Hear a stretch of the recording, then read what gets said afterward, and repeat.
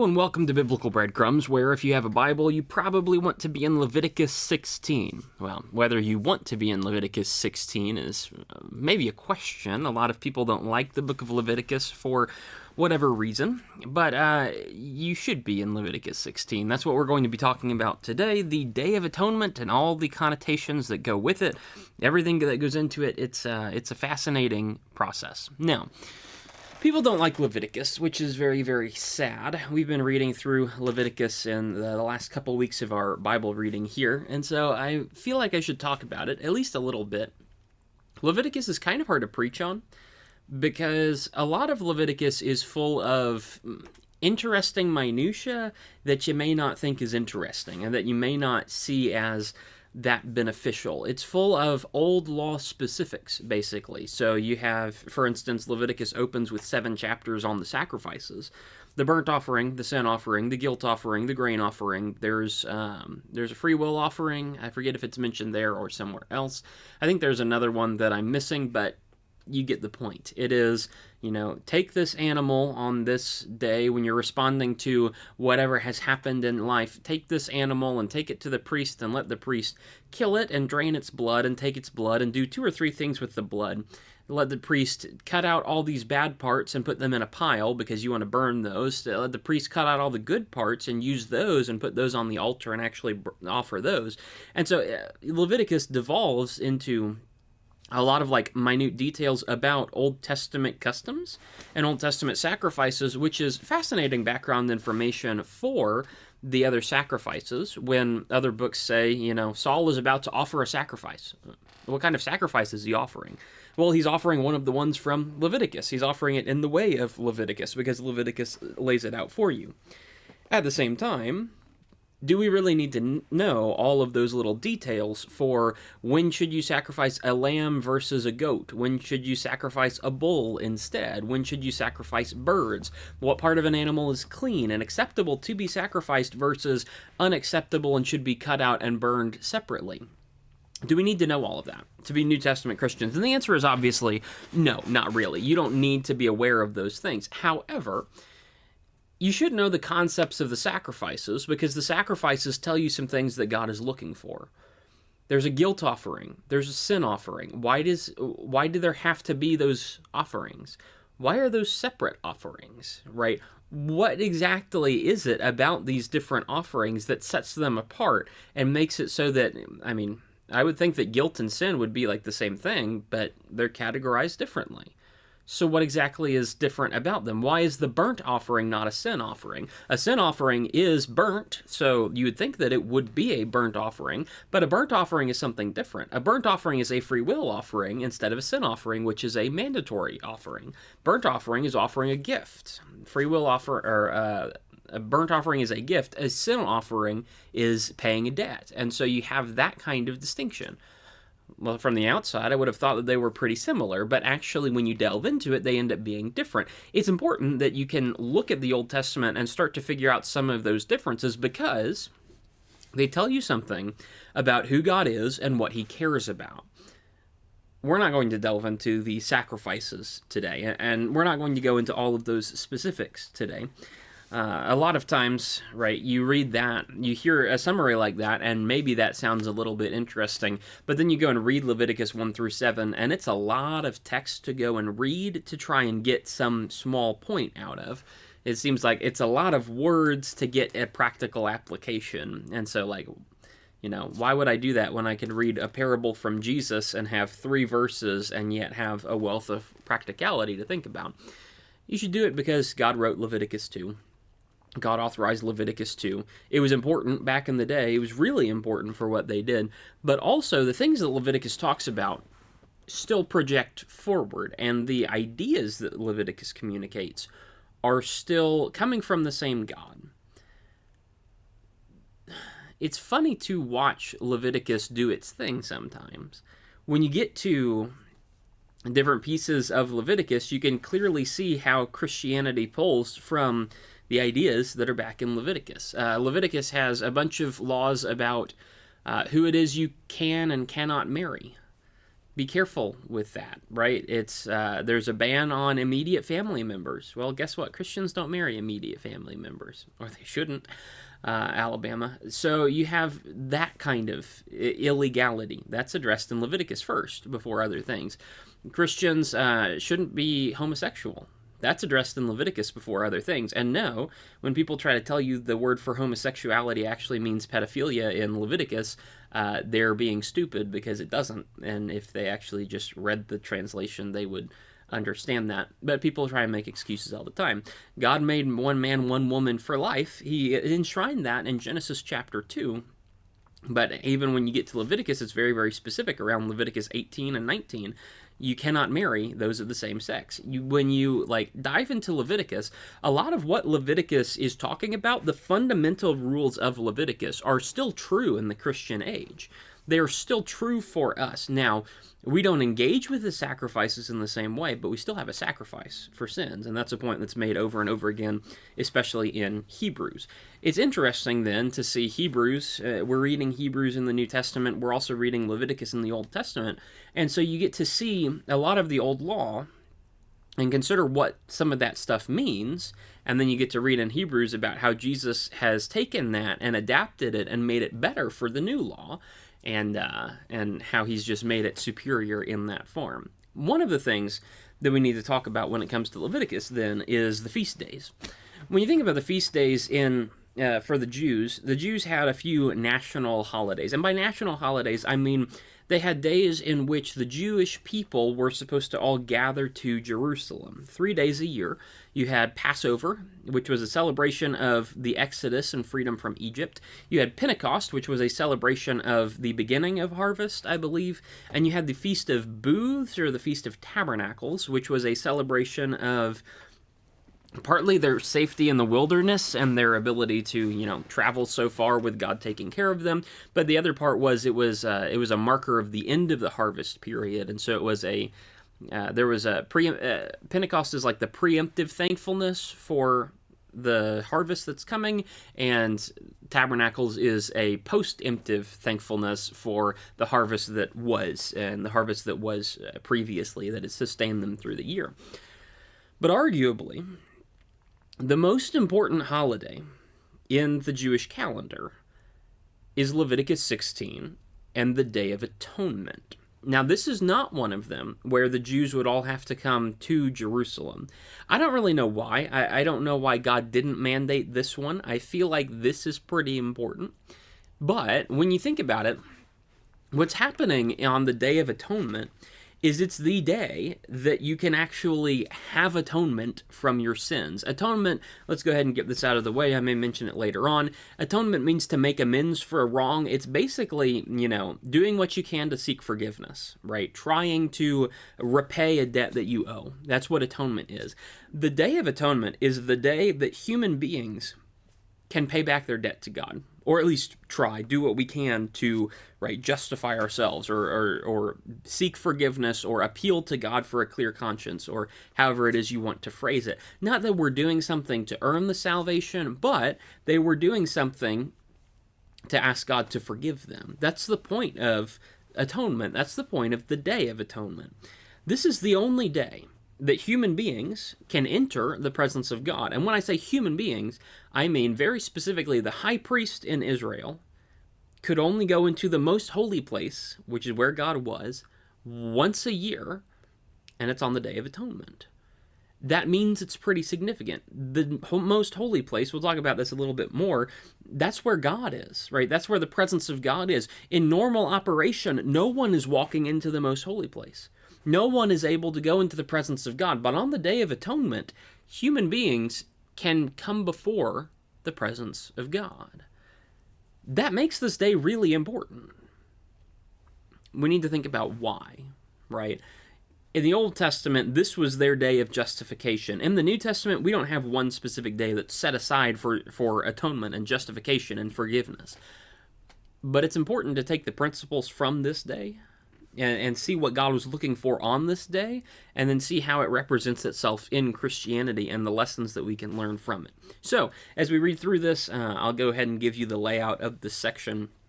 We're going to take this kind of like an instruction manual. If you've ever, built something for IKEA, if you've ever built a piece of furniture, you'll know that their instruction manual, it starts with a list of components where it's like, hey, this bag of like this type of screw, this type of board, etc., etc. You need all these things. It goes into like the how and why and like what you're doing, the pictures that tell you exactly what to do and when. And then at the end of it, you can stand back and admire the thing that you just built and understand what its purpose was. That's kind of what we're going to do. We're going to look at the pieces of this, what kind of components go into this day, like what do I need to assemble to accomplish the Day of Atonement. Number 2, we'll look at the process and how would I go about actually like enacting the Day of Atonement. And after that's done and you understand how all of that goes, then you can look at the day as a whole and say, okay, what does that mean? And like, what am I supposed to what does it provide to me?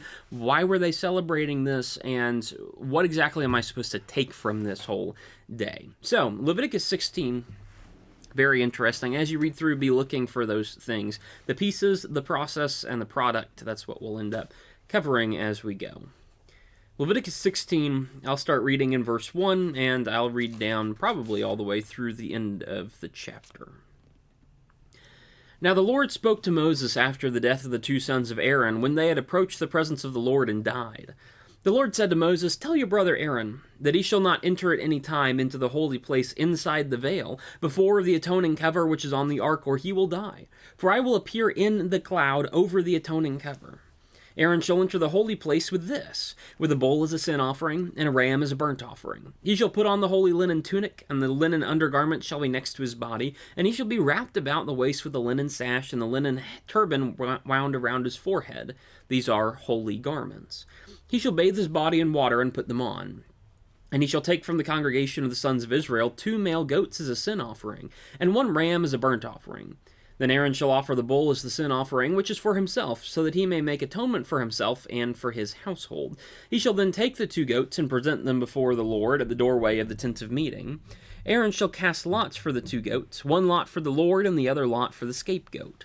Then Aaron shall offer the goat on which the lot for the Lord fell, and make it a sin offering. But the goat on which the lot for the scapegoat fell shall be presented alive before the Lord, to make atonement upon it, to send it into the wilderness as the scapegoat.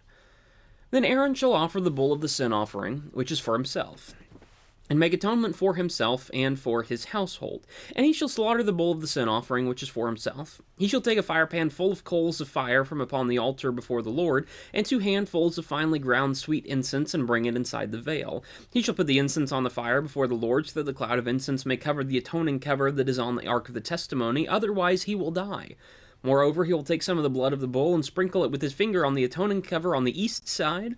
Also in front of the atoning cover he shall sprinkle some of the blood with his finger 7 times.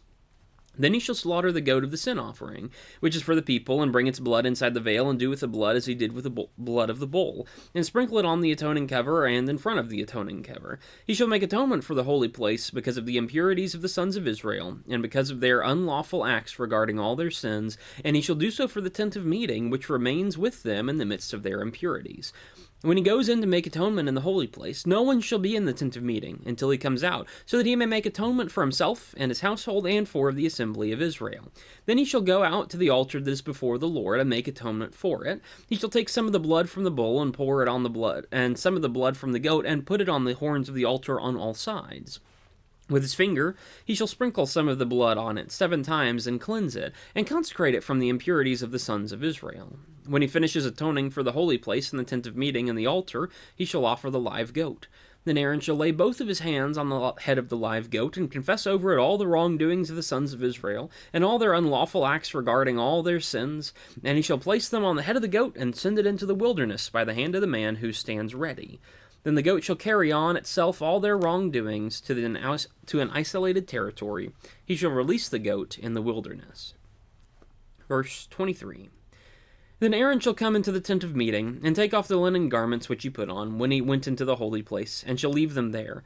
And he shall bathe his body with water in a holy place, and put on his clothes, and come out and offer his burnt offering and the burnt offering of the people, and make atonement for himself and for the people. Then he shall offer up and smoke the fat of the sin offering on the altar. The one who released the goat as a scapegoat shall wash his clothes and bathe his body with water. Then afterward he shall come into the camp. But the bull of the sin offering and the goat of the sin offering, whose blood was brought in to make atonement in the holy place, shall be taken outside the camp, and they shall burn their hides, their flesh, and their refuse in the fire. Then the one who burns them shall wash his clothes and bathe his body with water, and afterward he shall come into the camp. This shall be a permanent statute for you. In the 7th month, on the 10th day of the month, you shall humble yourselves, and not do any work, whether the native or the stranger who resides among you. For it is on this day that atonement shall be made for you to cleanse you. You will be clean from all your sins before the Lord. It is to be a Sabbath of solemn rest for you, so that you may humble yourselves. It is a permanent statute. So the priest who is anointed and ordained to serve as priest in his father's place shall make atonement. He shall put on the linen garments, the holy garments, and make atonement for the holy sanctuary. And he shall make atonement for the tent of meeting and for the altar. He shall also make atonement for the priests and for all the people of the assembly. Now you shall have this as a permanent statute, to make atonement for the sons of Israel and for all their sins once every year. And just as the Lord had commanded Moses, so he did. Well, that's just wonderful, isn't it? So, you read through that. There's a lot about blood. There's a lot about going places. There's a lot about washing. There's a lot about sacrifices and burning stuff. And you start to ask, like, why, right? Before you ask why, we'll get there. But the why comes after we understand what's happening. So, again, we're going to look at the pieces, the components that we're using, the process, how we would execute this day. And then we'll talk about the why, the product that we get at the end. Like, why this, and what does it mean, and what can we take away from it? The pieces are about as follows. And you're dealing with a high priest. If I say Aaron, you see Aaron. Aaron is the high priest in this day. When God commands that Aaron should do these things, he's talking about the high priest in general. The Day of Atonement did not finish after Aaron died. The Day of Atonement continued on with the next high priest and the next high priest and on down the line. So Aaron is the stand-in. If I ever say Aaron, it means high priest in this context. So that's what we're talking about. The high priest is the guy who's in charge, and he's the one who's supposed to be making the offering. He is a priest. He's a little bit of a super priest, as in he has a few more responsibilities than a normal priest. He has a few more restrictions than a normal priest. He has a few more blessings than a normal priest. And so you have Aaron gets a little bit more blessings and conditions to his obedience. Here is one of them, right? Aaron is the one who enacts the Day of Atonement, whereas the normal priests are told, while Aaron's in the temple doing this, you stay out of the temple, or the tabernacle in this case. You don't go in there because Aaron's busy. He's doing the work right now. You guys take a day off, or take a few minutes off anyway. Several things that go into this component list. Number one, the Day of Atonement itself. Atonement is, again, it's making amends for a wrong. It's the idea of seeking forgiveness, but it's, if you noticed, you take the goat for the sin offering for the sins of Israel in general. Usually sin offerings would be for one individual or maybe a family, but here it's one goat for the entire nation. This is the day that the nation is seeking forgiveness on a national scale. It's not that everybody in the nation has to come to Jerusalem for it, but it is that everyone in Jerusalem, or everyone in the nation of Israel, is seeking atonement at the same time. One thing you need to keep in mind is the location that this is generally happening. It's introduced in verse 2. It's called the holy place inside the veil. A lot of times, if we were talking in the modern day, we would call that the most holy place, is usually how I hear that referred to. There is, in the tabernacle, there was an external courtyard area. There was outside the tabernacle. Anyone could be outside the tabernacle. There was inside the temple, the tabernacle, like, courtyard area, which is where I believe all Jews could be there, like all Israelites could be in there, but nobody else. In the New Testament, there was a distinction. There was a court of women and Gentiles, which was outside the grounds, and then the courtyard was for the men. I don't think it was originally built that way in the tabernacle and first temple periods. I think it was just for all Israelites in general, and women got shoved out later on. But I could be wrong about that, but I'm pretty sure that wasn't God's command. I think that was just a Pharisee thing that they put in, one of the things that they inserted into the law of God. So you have the courtyard area. Then you have the holy place area, which is the actual building of the tabernacle itself, the actual tinted, like, covered portion. That was only accessible to the priests, and the priests would go in there to serve God, and then they would come out after that. Then inside of that tinted portion, the back little cube section of it was called the most holy place. It was not just the holy place, it was the most holy place. It was the holy place that was separated by a veil in the middle of it that housed the Ark of the Covenant and the presence of God, which we need to talk about. So you're talking about the most holy place, right? This is where God lives. When you're talking the holy place inside the veil, that's where God lives, as opposed to the holy place outside of the veil where the regular priests can go. No one can go inside the veil under normal circumstances, but God allows it on this one particular day for a couple of minutes. Now, inside the most holy place is what's called, in this translation, it's called the atoning cover. I hate that. I don't know what possessed New American Standard 2020 to say atoning cover. It's mercy seat. Like, that's what it is the idea of the mercy seat. The Ark of the Covenant is this box that God lives on, basically. But on top of the Ark of the Covenant is a lid. On the lid are two cherubim, which are a form of, like, a type of angel, and the cherubim are like sort of I don't know, I don't remember. The picture I have in my head is they're bowing down to each other and their wings are folding over and touching to form a kind of platform. It could well be that they're facing outwards and yet their wings are coming back together to form a type of platform. Either way, I don't really care.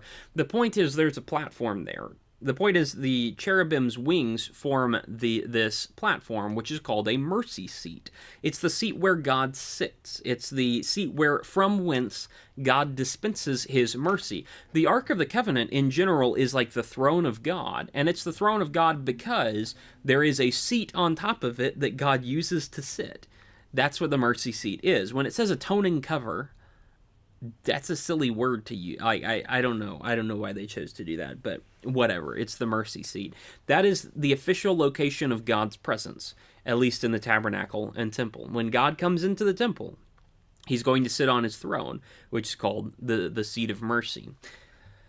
Outside of the most holy place, to even get access to the most holy place, you need a bunch of things before you can even go in there. A bull for the sin offering is something that you need. A bull for the sin offering for Aaron and his family, for the high priest and his family. You need a ram for the burnt offering that's going to be for Aaron, but also in general for everybody. We'll talk about the place that has later. You also need 2 goats for the sin offering for the people of Israel, specifically. That's going to be important. Now, again, the sin offerings, the bull and the 2 goats, those are to remove sin and remove evil and pay back your debt. The burnt offering of the ram is typically made from free will. Now, in this instance, it is commanded, but it is a celebration of what God has done. It is a celebration of God's goodness, not a how is best to say that? It is a celebration of all the nice things God has done for you. Is what the burnt offering is appreciating the things that God has done. And so after the sin is atoned for, then there will be a burnt offering celebrating what God has done for them. There is mention of the official priestly garb in verse 4, along with some ritual washings that are going to happen. You see, it's interesting, there are actually 2 different priestly garbs that are going to happen. I should probably write this in. It's verse 4 and then verse 24. There's an official white linen garment that's very, very simple for the priest to wear while he's actually offering the sacrifices. And then there is an official priestly clothes in verse 24 which is a much more ornate garment with all these different things going on. The linen garment, to my understanding, is just simple white linen with also like a turban with the marker that says, it's an inscription that says, he's holy to the Lord. The high priestly garment itself would include the robe and then the blue thing and then the ephod, like the whole breastplate bit, and then also like all these other things that are much, much more ornate and such. It's curious as to why there's a distinction there, and I'll talk about that a bit more in the process section. The point being, there are holy garments that you're expected to wear. There are also ritual washings that are for cleanliness purposes, and the high priest must be pure if he's going to offer things before God. The last thing that you would add to the list of components you need before you start putting this together is incense in verse 12. Incense is also a thing that's used for cleanliness, part of maybe the what's called often the soothing aroma to the Lord. And chapter 1 and verse 9, when it's talking about especially burnt offerings right at the beginning, it says, this is a soothing aroma to the Lord. God likes to smell things, and incense does it for him. I've smelt incense. I don't think it's very good, but I'm not the Lord of the universe, so whatever. Like, don't offer me incense, but you aren't supposed to offer me incense anyway. I would hate that. Those are about all the components that you have, the pieces that go into making this day. Now that you got those pieces together, you have to do something with them. And that's where the process comes in. So, this is going to be great fun to explain here and on Sunday morning as well. Here's the process of going into the Day of Atonement and trying to execute on it properly. The plot of the day is we need to get atonement, right? Atonement is going to come when the high priest is able to offer blood to God directly. In order to reach God directly, this is one of those things where it's like, okay, I need to end up here, but to get here, I need to do this step. And to get to this step, I need to do this step. And to get to this step, I need to do this step. And it works all the way pretty much backwards, right? The objective is atonement. Atonement comes by offering blood to God and doing so directly. To offer blood to God directly, we need to be offering it on the mercy seat to go into the presence of God and convey the blood to him. To enter into, to get to the mercy seat, we need to get inside the most holy place. To get inside the most holy place, we need to do a bunch of things to actually make sure that we are pure and righteous as we're going into the most holy place. And so, Aaron's whole preamble ritual stuff is to get him pure and righteous so that he can enter the most holy place, so that he can go before the mercy seat, so that he can offer blood before the mercy seat, so that he can actually get atonement for the people. That's what we're doing. To enter the most holy place, to go before God, the high priest needs his ritual. And so, after you assemble all your components, here's about how that day is going to go and piece itself together. The high priest begins by washing himself. Last few phrases of verse 4. He bathes his body in water and he starts to put on regular clothes. He goes through this ritual cleansing, making sure he's pure. And when he's pure, earlier in verse 4, he puts on the holy linen tunic, the linen undergarments, wrapping his waist with a linen sash, and linen turban wound around his forehead. These are the holy garments. These are clean before God. These are acceptable when he goes before God. It is curious. When he comes out at the end, he's going to put on his high priestly garment, which is much more ornate clothing, but not before God. It's interesting to me. When you see stuff like Genesis 18 going into Genesis 19. Genesis 19 is the destruction of Sodom and Gomorrah, headed up by two angels. Well, two angels appear on the scene there. God sends the destruction and such like that, but two angels have appeared on the scene physically. In Genesis 18, before that, what happens is God is there, right? There are these three men that come to Abraham. Abraham welcomes them in. He realizes one of them is just God, or the angel of the Lord, right? Direct representation of who God is. Very much about as much God as you can fit without, dying when seeing him. You have that being. You have God. And then you have two others who are called men, because Compared to God, they're just human beings. Now, as soon as they walk away from him in the end of Genesis 18, they're the guys in Genesis 19 who are called the angels, right? Compared to God, they're just mere human beings. Compared to man, like when God's not around anymore, oh, they're angels, and it's very easy to tell that. But compared to God, they're just human beings. The high priest is dressed ornately. The high priest is very, very fancy when compared to normal human beings. But before God, he's dressed just like as plain as you can get, right? It's fascinating to see that. When you come before God, the high priest, who usually wears all this ornate decoration to let people, to remind people of who he is and who he represents and how great his presence is and what he's supposed to be doing exactly, the high priest, when he goes before God, sheds all of that and goes back to the simplicity of just being a normal human being. In many ways, the clothing is one, and also the sacrifices, of course, end up being the other one.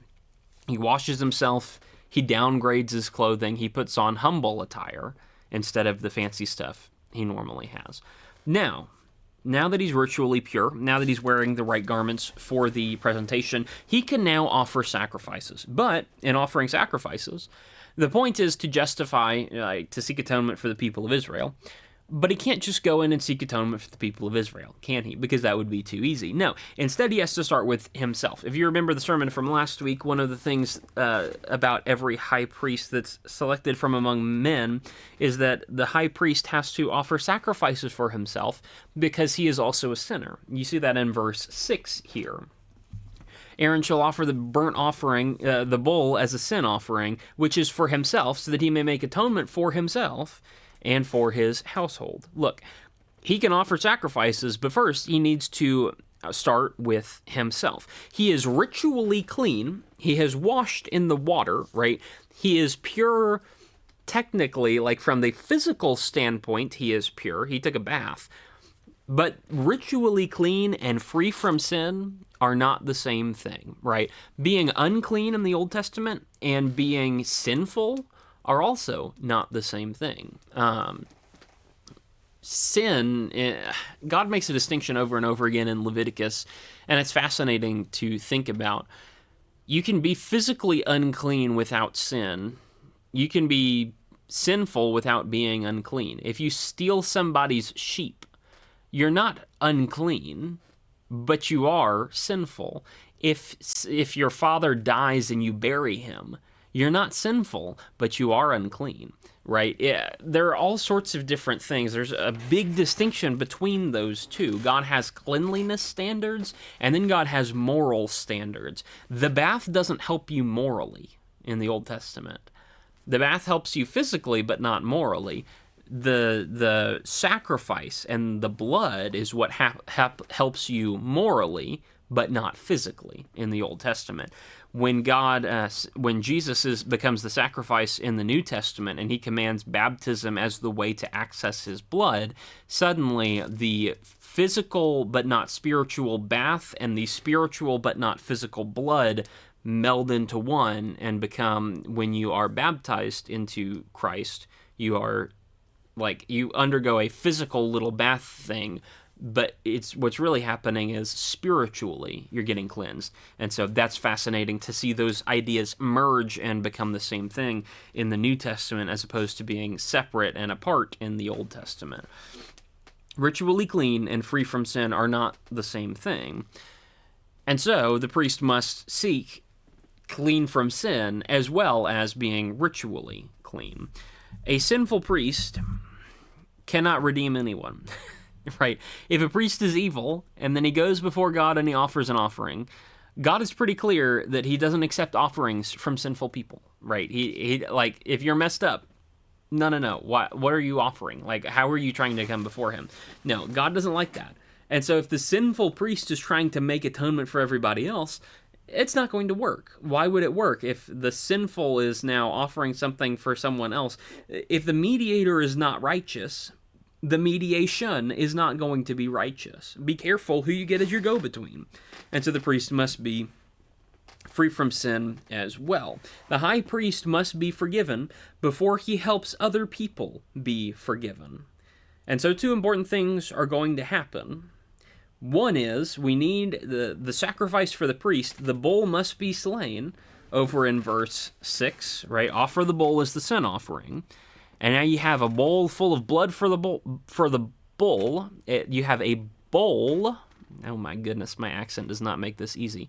You have a bowl, a cup of blood. You have the cup of blood on one hand, and then you have the bull. The bull's blood is in the cup. You have the goat on the other side. Which goat? Well, there's a question on that. We're going to talk about the blood in just a second, but because there's also going to be goat blood as well as bull blood, as well as cow blood, we'll talk about the blood together. And so for the moment, switch over, keep the cup of blood, cup of cow blood in your head over here on the left, and turn over here to the right and think about the goats. God commanded that there be 2 goats in verses 8, 9, and 10. There's going to be one goat who is physically killed and his blood is drained and used for the sacrifice. There is going to be a second goat who is not physically killed by Israel, but is going to be basically exiled out into the desert to go and die a pitiful death by itself at some point in the future. It is not dead, but it's going to die, right? Israel doesn't kill it, but it's going to die. There is one for the killing, for them to kill and sacrifice and have the blood, and then there's another one for the symbolism of having a goat walk out into the wilderness and die. We'll talk about that later. One goat is going to be executed because blood must be shed for sin to be forgiven. The other goat is going to be held in reserve for after the blood is used. And so you'll see the blood being shed down in verse 15. That's going to be useful. The other goat, we're going to catch up with him after the blood is offered and after everything with the blood is done. In verse 20, we're going to come down and see what the second goat has been doing the whole time. This goat is often called the scapegoat in verses 8, 9, and 10. Sometimes you'll also see the term for that being Azazel. People try to make a lot on what that word means.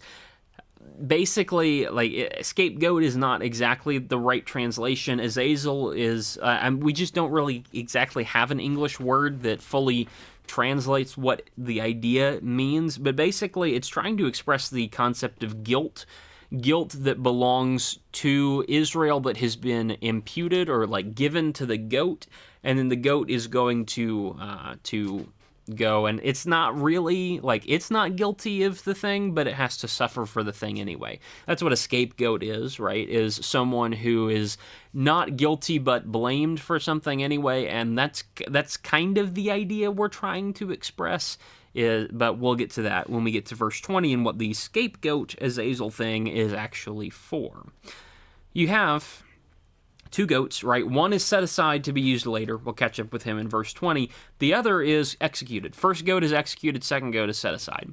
So you have a cup of goat blood and a cup of cow blood. And now the high priest, Aaron, who is armed with the blood of the bull or the cow for him and his family, and the goat, which is representative of Israel, or blood, the sacrifice for Israel, now the high priest, with his 2 cups of blood, is able to enter the most holy place to make atonement, the atonement that the day is named after, right? It's the Day of Atonement. Verses 14 and 15, now here's what we're doing. The objective is to take the blood in before God and actually make the atonement in the most holy place. Unfortunately, right, you get here, we've made the sacrifices, we've done, we're trying to do the atonement thing. Unfortunately, there is one roadblock on the way, which is entering into the presence of God is going to be very difficult because no one can see God. God makes this point back in Exodus 33 in verse 20.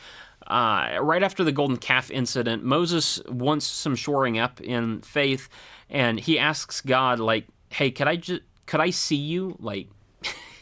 Can I see who you are to try and understand who you are, to know who I'm listening to and following after? And God says, no, because no one can see me and live. In other words, God is so great that if he were to reveal himself, everyone would die. That seems like not a great time, right? But what God does and the allowance God makes is he allows Moses to see a small portion of him, which is very impressive to Moses as to what God is and like how God functions, but also preserves Moses alive, and so Moses doesn't actually die. When you see other visions in the Old Testament, such as Isaiah chapter 6 would be a vision of this. Ezekiel chapter 1 would be a grand vision of this. The picture of God and like who God is in his power and his might. Remember, as Ezekiel 1 verse 30, it's like 28 or 30, it's somewhere in the end of the chapter. Ezekiel describes this thing that he sees, this war chariot that God's on that's like, it's wild to try and actually piece together and work out how it functions.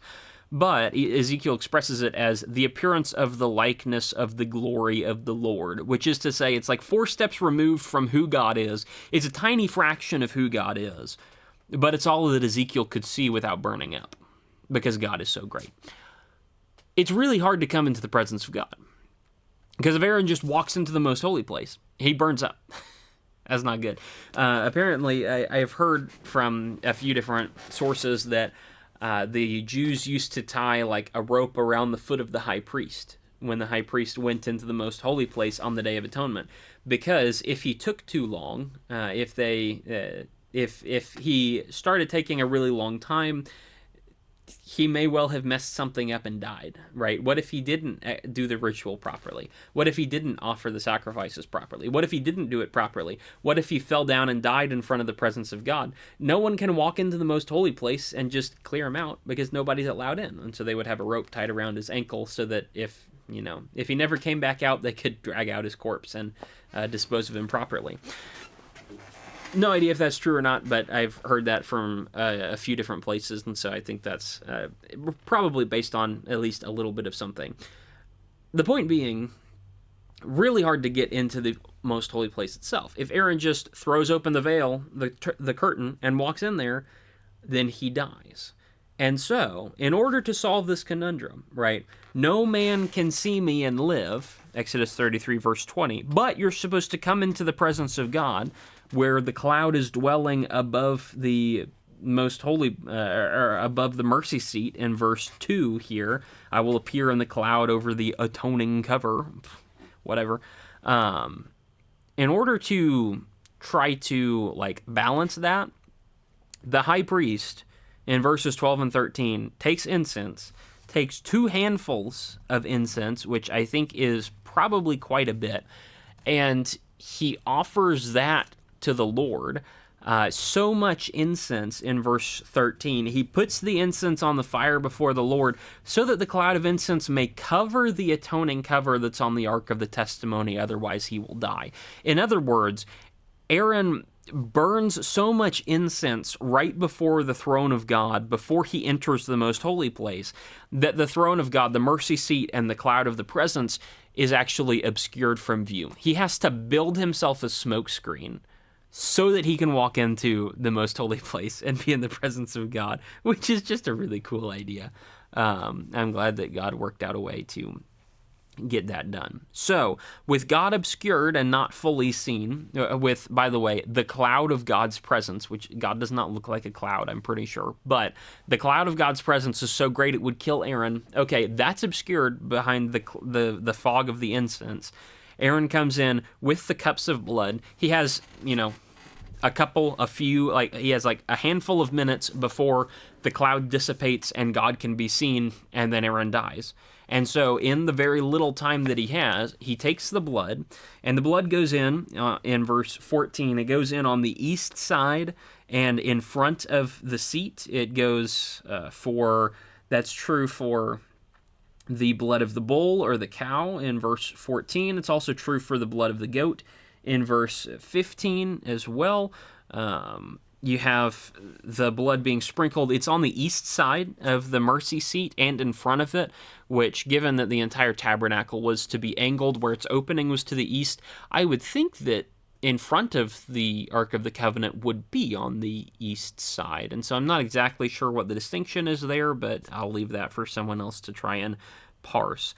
In the Bible, when you think about it, west is always God's direction. When the people of Israel need to enter Israel, he has them come around and enter west over the Jordan River. When God is, God's always just doing stuff to the west. When he kicks Adam and Eve out of the Garden of Eden, he puts an angel with a flaming sword at the east door. Why does he put it at the east door? Well, because if you're using the east door to enter the Garden of Eden, you're going into the west. He kicks man out. When he casts man out from the presence of God, man goes east. When he brings man into the land of Canaan, man goes west. The tabernacle was to be oriented with its opening facing east, so that when you walk into the tabernacle, you're walking into the west, into the presence of God, and when you're walking out of the tabernacle and away from the presence of God, you're walking to the east. It probably also, it doesn't hurt that it catches the sun's rising. It doesn't hurt that it's extra pretty and extra luminous and stuff like that.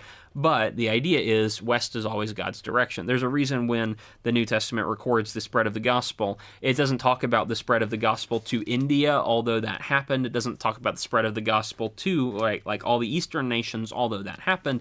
It talks about the spread into Europe. It talks about the West. There's a reason that Christianity was started centered in Jerusalem, then it was centered in Europe for a long time, or at least popular Christendom was, most people who would call themselves Christians and have some faith in Jesus lived in Europe for a while, and then it spread to America, right? And America, yes, sir, we're the greatest. We were the center of Christianity for a long time.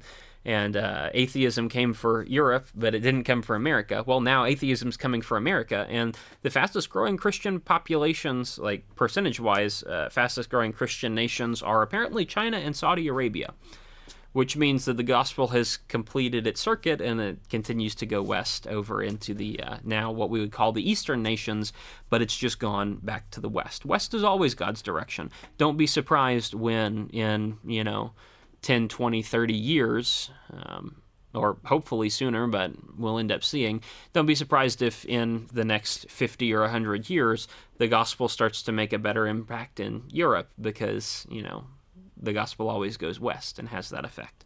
I'm just curious to see how that's going to represent itself. Anyway, the blood goes on the east side, east being a representation of man coming before God, man's sinfulness, that kind of idea, and so it's sprinkled in there on man's side because it's on man's behalf. The point is that man, through the high priest, is coming before God to offer the sacrifice. And so the blood is offered before him, both for Aaron first, to make sure that the high priest is pure, and then now that the high priest is pure, we can offer the blood of the goat for the rest of Israel.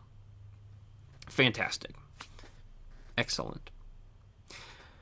Now the blood on the seat is seeking atonement for Aaron, for the high priest, and all the people. That's not all he's atoning for, though. In verse 16, he's making atonement for the holy place. Okay, the high priest has to make atonement for the tabernacle. There's a reason that you have to kick all these people out in verse 17, right? Nobody should be in the tent of meeting until he comes out, because everybody else is a sinful person that he's trying to make atonement for. The atonement is being made for the tabernacle. The tabernacle, the holy place, is not itself holy because every day the priests are in there. And priests are sinful people too. And so the tabernacle over the last year has become contaminated with the evil of human beings. It's overrun with sinful people. And so the atonement is made for the tabernacle. The atonement is made for the altar in verses 18 and 19. He goes out to the altar before the Lord and makes atonement for it. I'm not sure if that is the altar of incense, which would be directly before the Lord, or if that's the altar of sacrifice, the altar of burnt offering out in the courtyard, which is also, before the Lord. I'm not sure which altar he's talking about, but atonement's offered for the altar because priests use it and priests are sinful.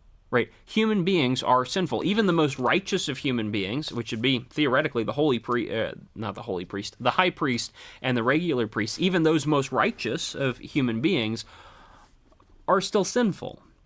And they still corrupt the things that they touch. And so Aaron has to make atonement for everything. It's the people, but it's also the ground that they use. It's the territory they're in. It's the places that they go. Everything is contaminated. Everything needs atonement. And so Aaron's job is to go in and sprinkle the blood and make sure that everything's atoned for. Now that all that stuff's out of the way, now that all the blood's covered, excellent. Now it's the goat's turn in verses 21 and 22. Now in verse 20, he shall offer the live goat. It sounded like someone was knocking on my door, but I'm pretty sure no one else is here. So either I get jumped in about a minute on camera or we're okay. Time for the offering of the living goat. And the idea of the living goat is a little bit different. When it says he offers the live goat, it's not you're going to execute the goat and burn it. It is you are actually going to offer up a live goat. And it's not we put a live goat on the altar and burn it. It is we're going to do something different with this. The sin of Israel is taken and confessed over the goat. In verse 21, Aaron lays his hands on the head of the live goat. Laying hands is like Dungeons and Dragons took the idea of laying hands, and it's like you just bless somebody, basically. The idea of laying on of hands is essentially passing on something that you have. It's kind of authorization in the Old and New Testaments. Back in the day, it was a kind of like, it was an authentication process of, hey, I hereby authorize you to, take my power and do something with it. It's something like that. Jesus would lay on hands and then pass the blessing of healing to people. Jesus also would, pick his apostles. And there's the idea of like he's passing on his abilities to them for them to take up the mantle and go do something with it, which is why they can all do miracles, which is why they all end up, preaching and teaching and doing all those things. The idea of laying on of hands is like, here, take this from me, take this job, go do this job for me. In this case, the goat is taking the job of the sinner. Right? Lay your hands on the head of the live goat, verse 21. Confess over it the wrongdoings of the sons of Israel and all their unlawful acts regarding all their sins. Place it on the head of the goat, and then send the goat away into the wilderness. The goat receives all the sin of Israel and is taken and thrown out. The guy who's standing nearby just takes the goat, carries him out into the desert, and then lets him go somewhere. Verse 22. You got two different things going on here. God is wanting to communicate two ideas. Number one, sin must be atoned for by blood. And so you have one goat who has to be killed for the sin of Israel. But the other thing God is trying to communicate is when the sin is atoned for, right? When the blood works, when the sacrifice goes through, your sin is taken away from you forever. And the goat that's dead on the altar being burnt cannot communicate that. And so God needs two goats. In the New Testament, again, just like in the New Testament, how the ritual washing and the purification from sin end up being combined, so too do the two goats end up being combined, because when you read stuff like Isaiah 53, you have a picture of the lamb that goes to the slaughter, who takes the sin of the people and takes it away. He's offered for them, his blood is offered for them, but he also bears the sins of all Israel and removes it. He bears the sins of all people and removes those from them. And so you have this idea of two different goats that are trying to represent two different halves of what's happening here. God is forgiving sin, that's the blood goat, but God is also removing your sin and eradicating it and taking it far away from you, as far as the east is from the west. And that's the living goat who goes out in the wilderness and then dies out there. The rest of the goat carries your sin away forever, and it's not on you anymore. And the rest of the animals, the bits of the animals that are not being used for the sacrifices, the bits of the entrails that we don't like, the skin, God doesn't want the skin burnt to him. It doesn't smell very good, probably, or whatever. And so the other stuff, you just kind of discard it. You burn it outside the camp. It makes people who do that are made unclean as they go throughout that process, but the idea is just get rid of that outside the camp and do the rest of it. Finish the sacrifices and make purification for yourselves. Finally, after all of this is done, the high priest in verses 23 and 24, it's the high priest and the others who were involved with the sacrifices, the guy who took the goat outside, who took the goat outside the camp into the wilderness in verse 22, the guys who go and also the guys who go and burn the stuff outside the camp in verse 28, whoever goes and does that, the high priest and the others who are involved with the sacrifice now cleanse themselves from every association with that sin, right? The high priest is wearing clothes that have been associated with sin. The high priest has been doing actions associated with sin. The man who carries the goat with all the sins of the people out is now associated with sin. You take those clothes, you cleanse them. You go and take baths in verse 23, 24. The high priest comes out of the tent of meeting, strips off all of that clothing, goes and takes a bath, and then he puts on his now ornate robe. He puts on his clothes, the high priestly garment, complete with the ephod and the breastplate and all these things, I do believe. Now that he's cleansed, now that he has all this sin removed, now that he has taken the people of God and brought them into God's presence. He's taken human beings and conveyed them into the presence of God. And he does so in the humility of his plain linen clothing. Now that he's cleansed, he's taking the goodness of God and representing it to the rest of humanity. So he puts on his fancy ornate clothes and starts to offer burnt offerings. In verse 24, he offers his burnt offering and the burnt offering of the people. He makes atonement for himself and for the people, and he starts to actually burn the things on the altar. He drained the blood from the bull earlier. He drained the blood from the goat earlier. He used those things to make atonement, but now the rest of it needs to be burnt on the altar as a sacrifice to the Lord. And so now that sin is forgiven, he can head up being thankful that God has forgiven sins. The priest fulfills that role as well. And that's where the day comes to an end. The last of the commands is that this be a Sabbath day for Israel, a day of rest, verses 29 through 31. This is a memorial for what God has done for them, which is purify their sin and remove all their evil from them. It's a day of rest for them. And so they need to remember it. It is also noteworthy that this is, in verse 29, it says, "You shall humble yourselves on this day and not do any work." The idea of humbling yourselves is interesting. I'm not exactly sure what it means. Some people think that it may be a reference to a fast, that God is commanding people to fast on this day. If that is the case, this would be the only fast commanded in the Old Testament. So I don't know if that's the case or not. I don't know if this is definitively a fast. I have a lot of people tell me that it is. I don't know that it is, but I hear that it is, so maybe it is. It may be the only fast commanded in the old law. Maybe he's meaning something else than that. I'll leave that up to you to decide. The point is, this is a day of rest. You're supposed to remember what God did for you and be grateful for that. The ritual is then concluded by taking the time to remember God's goodness. And so all of those things in the beginning have now come together, and you now understand what it is that the high priest is trying to do. That's going to be fun to explain on Sunday. So what are we doing with that, right? What? You know what happened. So why? What?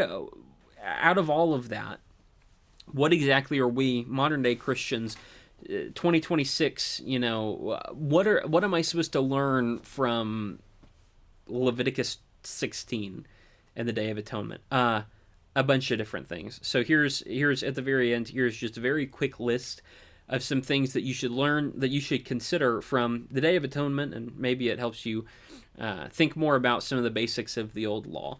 One thing you should learn from the Day of Atonement, from hearing all that stuff, right? I've been going for 58 minutes now, and the first 10 minutes was an introduction, so we're about 50 minutes in on what was involved with the sacrifice and how did it work and all that stuff. What should you learn? Number one, atonement or forgiveness, if that's an easier way for you to quantify it. It's difficult. Like, we're 50 minutes, we're an hour in on this. If you haven't gotten the idea that atonement is a difficult thing, I don't know what you've been paying attention to. A lot of times today, we have this idea that, right, we want forgiveness. We've done something wrong. We want to be forgiven. We want some kind of atonement, right? Is maybe we don't think in those terms, but that is what's happening. We want some kind of forgiveness, and so we pray to God, and then we're forgiven. And that's true, right? Right. When Simon the sorcerer sins in Acts chapter 8, what does he do? Repent and pray to the Lord that perhaps he will forgive you for your fault. Okay, like, there is a truth to the idea that you can pray and be forgiven. But sin is difficult to get rid of. And sometimes, because our process is so much easier than their process was, sometimes we can get in the habit of taking it way too lightly. And thinking, oh, I sinned. Well, God, I'm sorry that I sinned. Forgive me. Okay, thanks. I'm glad you've forgiven me. And then we move on. There's a lot more to forgiveness than that. Don't take it lightly. Sin is a difficult thing. God has spared us this kind of elaborate ritual, and I'm grateful that he spared us the elaborate ritual. But there are a lot of people who then take advantage of the system instead of appreciating how difficult it is to truly get forgiveness. How many things you have to do to actually appeal to God for the clear conscience. Atonement is difficult. That's something you should learn from the Day of Atonement. A second thing you should learn is atonement must always be sought. This is not a once-in-a-lifetime kind of ritual. This is not, you should go be at the Day of Atonement. Okay, now you're good forever, right? You're atoned for once for all time, forever. This is an annual reminder. This is going to happen. Verse 34, this is a permanent statute to make atonement for the sons of Israel for all their sins once every year. This is going to keep on happening. No year goes by that you do not need forgiveness. No year goes by that you don't sin. No year goes by where you haven't committed something wrong. No, you're not going to be in this perfected state of being where you won't need forgiveness anymore. Some people, when they take sin lightly, especially, some people start thinking they're better than they are.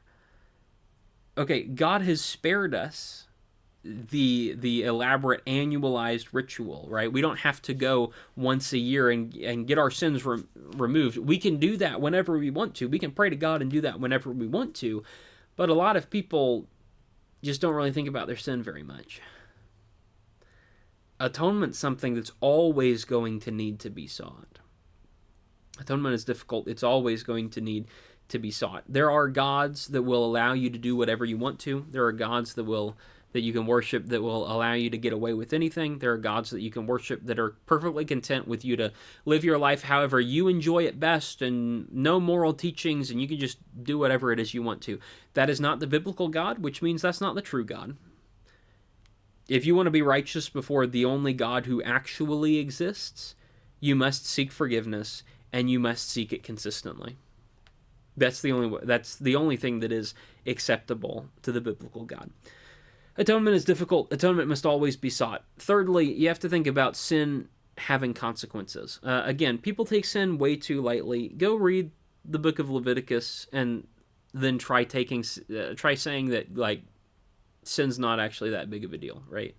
It's a stupid argument. Of course it is that big of a deal. Sin has ridiculous consequences. At the very least, a bull had to die here. And then there was also a goat that had to die. And then there was also a goat that was set off to wander and to die alone.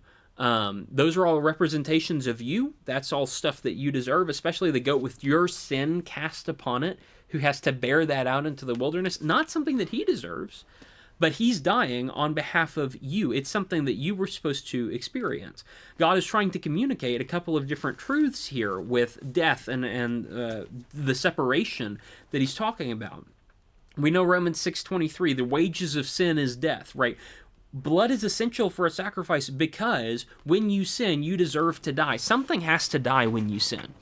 There needs to be blood. There must be a sacrifice. Blood is essential to how God has set up the system. I don't know why. I don't know why he did that, but blood is essential. You owe God, when you sin, you owe God your life. The life is in the blood.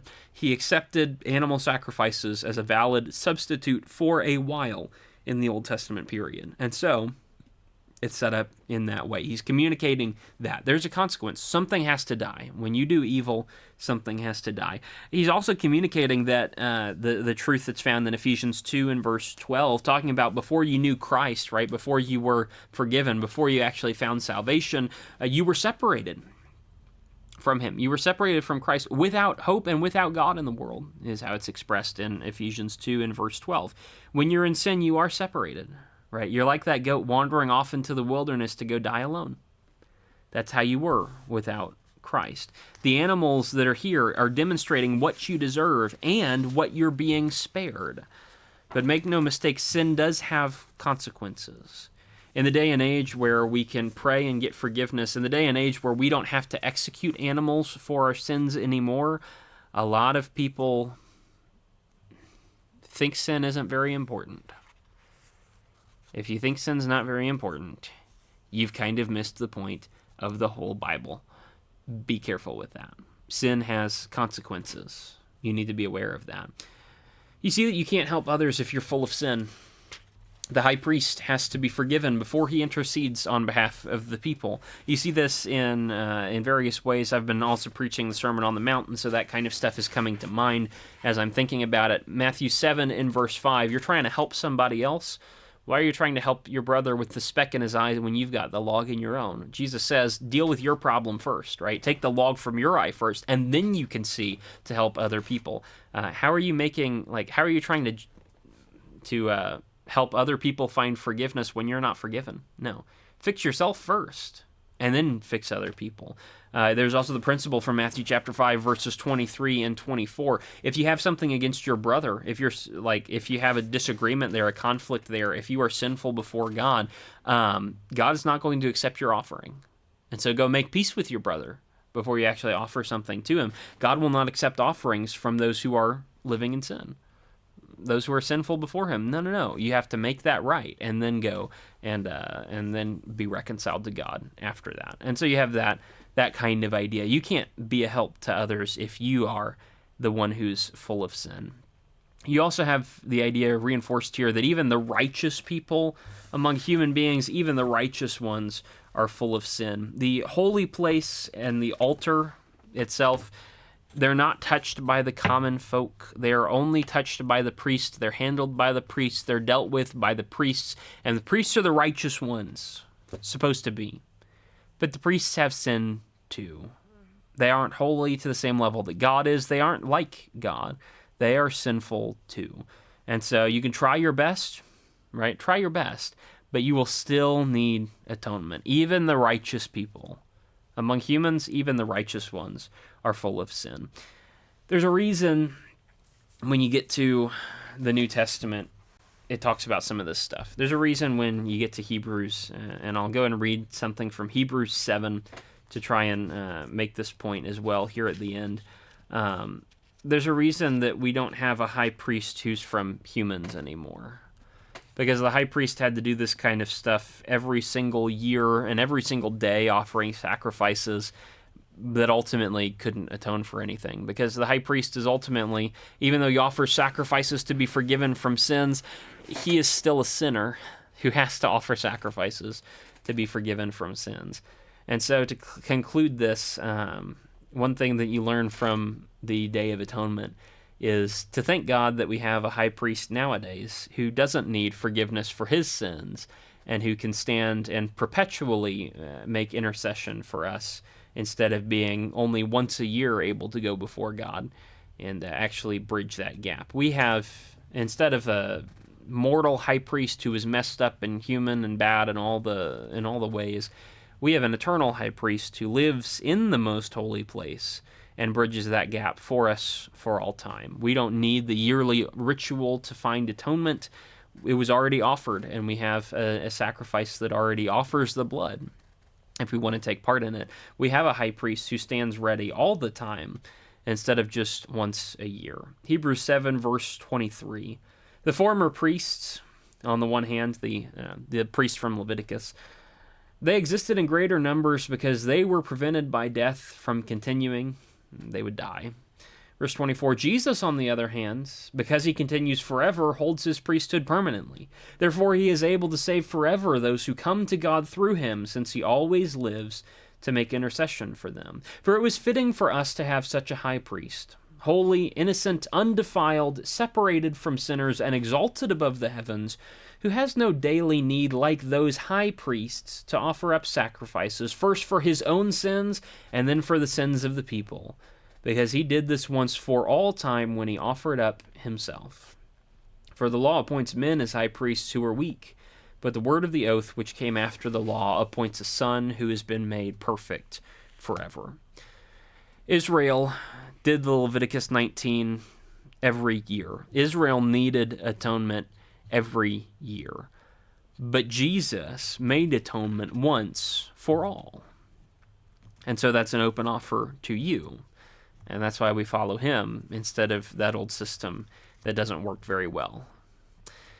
There's a reason Jesus is pretty important to the New Testament. There's a reason that the priesthood is pretty important. There's a reason that Jesus is compared to the priesthood. And hopefully in looking at some of the priesthood things from the Day of Atonement, you can tell why that's there. Well, I've been already here 70 minutes, so I'm going to stop and let you think about those things. Hopefully that was maybe enjoyable, but at least beneficial, and I hope that you gain something worthwhile from that. On Wednesday, I'll be releasing a video, the next one in the Daniel series, covering Daniel 10 and probably 11, at least in vague picture, and you may learn something from that, but that's going to be a very interesting class. And then Friday, I will be releasing the next bit of the Sermon on the Mount, which will be the first part of Matthew chapter 6. So I guess I will see you guys then.